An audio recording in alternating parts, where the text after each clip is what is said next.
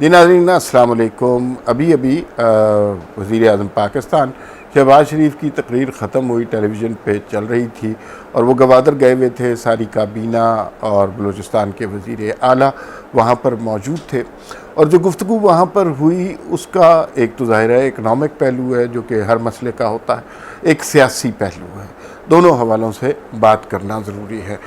وزیر اعظم صاحب نے کافی چیزیں اناؤنس کی ہیں گوادر کے لیے۔ 100 میگا واٹ بجلی جو ایران سے آنی تھی، ایران کی طرف سے وہ کام پورا تھا۔ الحمدللہ عمران خان حکومت نے وہ 29 کلومیٹر کی ٹرانسمیشن لائن ہی نہیں بچھائی تو وہ کام کھٹائی میں پڑا تھا، اس کام کا اجرا کر دیا، ہاسپٹل کا اعلان کر دیا، پھر ماہی گیروں کے لیے رہائشی کالونی کا اعلان کر دیا، 200 ایکڑ اس کے لیے دیے۔ پھر اس کے بعد چائنا نے 3700 گھروں کو جو ہے وہ سولر پینلز دیے ہیں، ایک ہسپتال بن رہا ہے، کالج کی بات ہو رہی ہے۔ پھر اس کے علاوہ پاکستان کی تاریخ میں سب سے زیادہ بجٹ جو NFC ایوارڈ کے تحت دیا جاتا ہے، پہلی دفعہ سب سے زیادہ بجٹ جو ہے وہ بلوچستان کے حصے میں آیا ہے اور وہ 100 ارب روپے ہے، اور لوگوں نے بڑا کھل کر بات کی۔ اور ایک مسئلے کے حوالے سے وزیر اعظم پاکستان نے یہ ضرور کہا کہ بھائی وہ جو ہے نا جو لوگوں پہ حملے ہوتے ہیں، جو چائنیز پہ قتل کی وارداتیں ہوتی ہیں، اغوا ہو جاتے ہیں انجینئرز، بین انہوں نے باتیں کی، اور اس میں یہی کہنا مقصد تھا، انہوں نے لوگوں کی ذمہ داری لگائی کہ آپ لوگوں نے انویسٹرز کو اپنے سروں پر تاج کی طرح بٹھا کے رکھنا ہے، کیونکہ بنیادی طور پر یہی جو لوگ ہیں یہی آپ کے ملک میں خوشحالی لائیں گے، اور صرف ایک صوبے کی یہ ذمہ داری نہیں ہے، ہر صوبے کی یہ ذمہ داری ہے۔ جو فشریز والے تھے انہوں نے مختلف باتیں کی۔ ایک ان کا اعتراض یہ تھا کہ سندھ کے جو ماہی گیر ہیں وہ جس جال سے ٹرولنگ کہتے ہیں شاید اسے تو پکڑتے ہیں، اس سے سمندر میں مچھلیوں کی نسل کشی ہوتی ہے اور اس سے بچنا چاہیے۔ تو وزیر اعظم پاکستان نے کہا کہ دیکھیے سندھ اور بلوچستان یا پٹھان یا اس طرح کی باتیں نہ کریں، بنیادی طور پہ قانون کی بات کریں کہ قانون کیا کہتا ہے۔ اگر قانون اس طرح کے جال سے مچھلیاں پکڑنے کی ممانعت کرتا ہے تو چاہے اس مچھیرے کا تعلق کسی بھی علاقے سے ہو تو اس کو منع کیا جائے گا۔ پھر ماہی گیروں کے لیے 2000 جو انجنز ہیں ان کی بوٹس کے لیے اس کا بھی اعلان کیا، اور وہ بھی فری ملیں گے۔ یہ تو اکنامک پہلو ہو گیا جو بڑا خوش آئند بات تھی، اور گوادر میں ظاہر ہے پراسپیرٹی آئے گی۔ جو چائنیز تھے وہ بہت وہاں پر تقریب میں وہ چہرے نظر آئے، بلکہ جو 2 ہوسٹ کنڈکٹ کر رہے تھے اس میں سے بھی ایک صاحب جو ہیں وہ چائنیز تھے، اور وزیر اعظم نے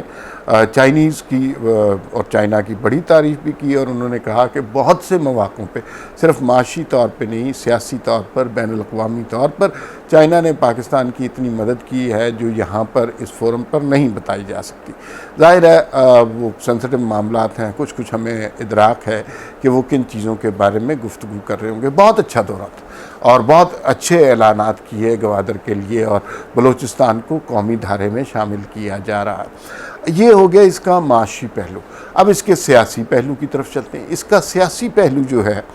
وہ بہت خوش آئند ہے، اس میں بھی کچھ کمیاں ہیں لیکن اس پہ بات کرتے ہیں۔ سیاسی پہلو یہ ہے کہ ہم نے بلوچستان کو ہمیشہ اگنور کیا ہے، ان کے طلبہ ہوں، مسنگ پرسن ہوں، چیک پوسٹوں کا مسئلہ ہو، صحافت کا وہاں پر مسئلہ ہو، بلوچستان کو اگنور کیا ہے۔ اور جب بھی کوئی فسطائیت کا دور آتا ہے، جب بھی کوئی ڈکٹیٹرشپ آتی ہے، جب بھی کوئی ہائیبرڈ نظام آتا ہے تو ہم نے دیکھا ہے بلوچستان کے عوام جو ہیں وہ زیادہ نالا اور ناراض ہو جاتے ہیں۔ ہم نے یہ بھی دیکھا کہ ایک وقت ایسا آیا تھا 2008 سے پہلے اور کچھ اس کے بعد کہ بلوچستان میں جو علیحدگی پسند تحریکیں تھیں وہ بڑی شدت پکڑ چکی تھی۔ پاکستان کا جھنڈا لگانا، پاکستان کا ترانہ پڑھنا ان علاقوں میں مشکل ہو گیا تھا، یہ بالکل تاریخی حقائق ہیں۔ لیکن اس کے بعد نواز شریف حکومت آئی اور اس کے بعد انہوں نے قومی دھارے میں شامل کرنے کی کوشش کی، اور وہی بلوچستان جو جہاں پہ علیحدگی پسند تحریکیں چل رہی تھیں وہاں پر ایک بار پھر جو ہے وہ پاکستان کا نام لیا جانے لگا اور اسکولوں میں پاکستان کا ترانہ گایا جانے لگا۔ تو یہ ڈیموکریٹک حکومت کا اور خاص طور پہ نون لیگ کی حکومت کا اعجاز ہوتا ہے کہ وہ تمام صوبوں کو اپنے ساتھ ملاتے ہیں اور ان کے ساتھ مل کر کوشش یہ کرتے ہیں کہ بنیادی بات پاکستان کی ہے، کسی صوبے کی بات نہیں ہے یا صوبائیت کی یا صوبائی تعصب کی بات نہیں ہے۔ آج جو سب سے خوش آئند بات تھی وہ یہ کہ وزیر اعظم صاحب دوبارہ پوری کابینہ بیٹھی تھی وہاں پہ، احسن اقبال تھے وہاں پہ، مصدق ملک تھے وہاں پہ، خرم دستگیر تھے، ساری کابینہ وہاں پر موجود تھی۔ اور یہ بڑے عرصے کے بعد ہم نے دیکھا ہے کہ ایک وزیر اعظم پاکستان، وزیر اعلیٰ بلوچستان، پوری وفاقی کابینہ وہاں پر بلوچستان میں موجود ہے، لوگوں کے مسائل سن رہے ہیں، اپنی بساط کے مطابق ان کو حل کرنے کی کوشش کر رہے ہیں۔ اس کا مطلب ہے کہ بلوچستان کو دوبارہ قومی دھارے میں شامل کرنے کی کوشش کی جا رہی ہے، جو کہ بہت ضروری ہے۔ بلوچ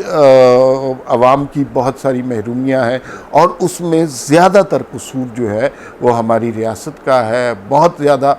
مظالم ہوئے ہیں، ان لوگوں نے بہت صبر کیا، بہت تکالیف اٹھائی ہیں، لیکن اس کا حل نہ کوئی علیحدگی پسند تحریک ہے، نہ کوئی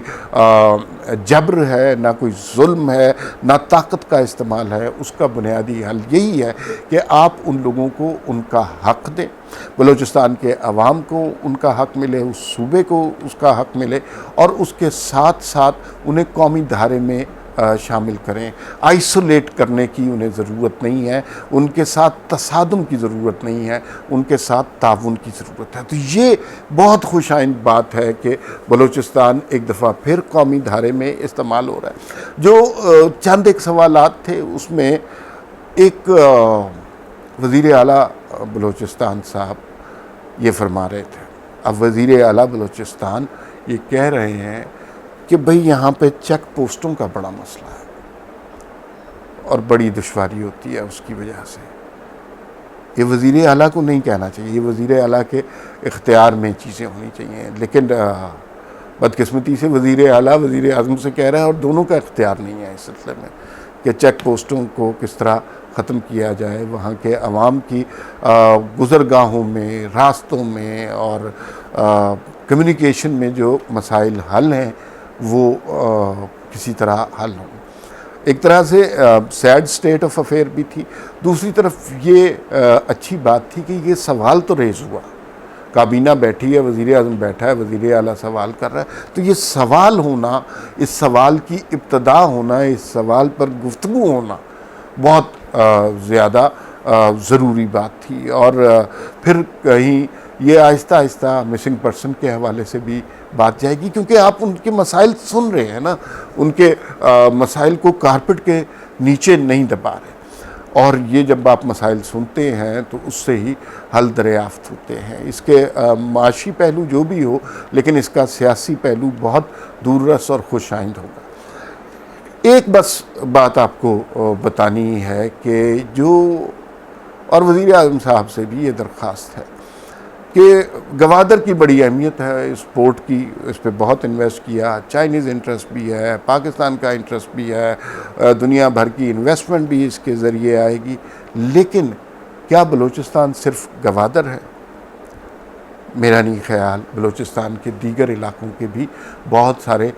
مسائل ہیں۔ اگر آپ کوئٹہ چلے جائیں تو کوئٹہ کے اپنے باقی جو دور دراز کے علاقے ہیں وہاں تو مسائل کی بے پناہ شدت ہے، تعلیم کا مسئلہ ہے، روزگار کا مسئلہ ہے، سیکیورٹی کا مسئلہ ہے، تشدد کا مسئلہ ہے، مسنگ پرسن کا مسئلہ ہے،